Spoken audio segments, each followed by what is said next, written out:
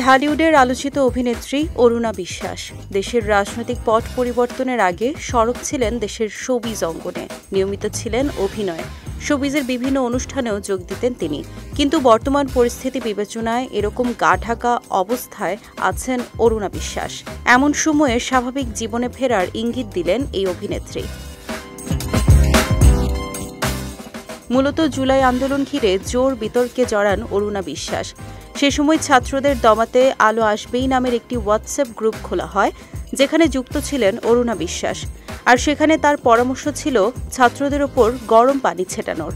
এসব কথার screenshot viral হলে তীব্র সমালোচনার সৃষ্টি হয় অভিনেত্রীকে ঘিরে।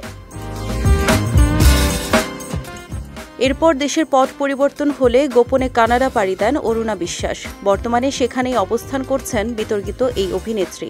তবে তার সাম্প্রতিক একটি পোস্ট জন্ম দিল তার স্বাভাবিক জীবনে ফেরার ইঙ্গিত, সঙ্গে সৃষ্টি করেছে নানা জল্পনারও। সদ্য এক ফেসবুক পোস্টে অরুণা বিশ্বাস লেখেন, অপ্রত্যাশিত ভালোবাসায় ভেসে যাই মাঝে মাঝেই। আজ মেট্রোতে বাসায় ফিরছিলাম, সঙ্গে আমার এক আত্মীয় ছিলেন। আমরা চুটিয়ে গল্প করছিলাম। কিছুক্ষণ পর হঠাৎ দুটি মেয়ে আমাকে ইংরেজিতে অনেক প্রশ্ন করছিল। বাচ্চা মেয়ে দুটো আসলে বাঙালি এটা ভাবিনি বা মনে হয়নি। অরুণা বিশ্বাস আরও লেখেন, ইংরেজি তারা বলছিল, আমরা আপনাকে চিনি, আপনি বাংলাদেশের সেলিব্রিটি, আপনার মুভি দেখেছি অনেক। আপনাকে এখানে দেখেই কেমন যেন চেনা চেনা লাগছিল। আমরা দুই বেস্ট ফ্রেন্ড, গুগলে আপনাকে মিলিয়ে আমরা আনন্দে আত্মহারা। আসলে এমন অভিজ্ঞতা হয়তো কম বেশি সব সেলিব্রিটিদেরই হয়, আমারও বহুবার হয়েছে। আজকে ওরা যেভাবে চিৎকার করছিল, মেট্রোর সবাই দেখছিল, ছবি তোলা, আর সবাই অবাক হয়ে তাকাচ্ছিল। সবশেষ অরুণা লেখেন, আমার কত যে আনন্দ হচ্ছিল, নিজেকে সম্মানিত মনে হচ্ছিল।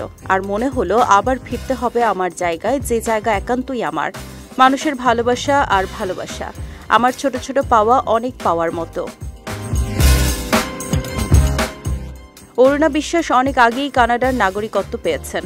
সেখানে শুধু তিনি একাই নন, তার মা, ছেলে, ভাই ও তার পরিবার স্থায়ীভাবে বসবাস করে আসছেন। তবে কানাডা থাকলেও দেশ এবং দেশের বিনোদন জগতের খোঁজখবর নিয়মিত রাখেন এই অভিনেত্রী।